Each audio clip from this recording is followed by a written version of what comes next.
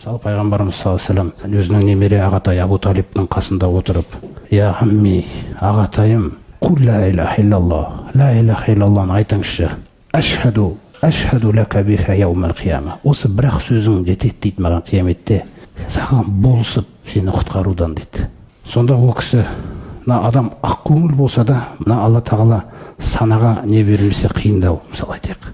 Алла тағаладан әрдайым санамызға нұр беруін сұрап жүру керекпіз да.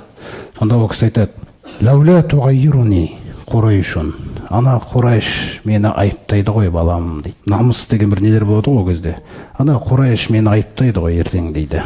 Иннама хамалаху аля залика алфазагу, өлімді көтер алмай қиналғаннан Мұхаммедке жауап беріп қойыпты ғой деп айтады дейді. Егер сол сөзден мен қорықпағанымда, ла ақрарту бика айнака, көзіңді қуандырып тұрып айтатын едім ғой осы сөзді деп өліп кетеді. Тек пайғамбар саллаллаху алейхи вассаламға осы кісіге шапағат ету рұқсат етілетін жаңа туралы риуаят хадистер бар. Ол жаңағы ахуанун наси азабан яумал қияма ражулун мунтағилун дейді. Қиямет күнгі жаңа тозақтағы ең жеңіл азап ол аяқ киім киген адам дейді. Екі аяғына екі жаңағы аяқ киімі киілген кезде яғли минхума димағуху, сол екі аяқ киімнен ыстықтығы мына сүйектен, нервтен өтіп миды қайнатады дейді. Бұл пайғамбарымыз саллаллаху алейхи вассалам айтқан нәрсесі.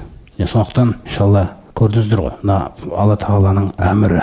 Осы пайғамбарымыз саллаллаху алейхи вассалам жаңағы Абу Талиб ағатай осы нәрсені айта алмай қалған кезде аталы аят түсіреді Құранда, айтады: иннака ла тахди ман ахбабта, сөзсіз сен сүйген адамыңды жолға сала алмайсың ей Мұхаммед. Валакинналлаха яхди ман яша, бірақ Алла ғой қалағанын жолға салатын дейді.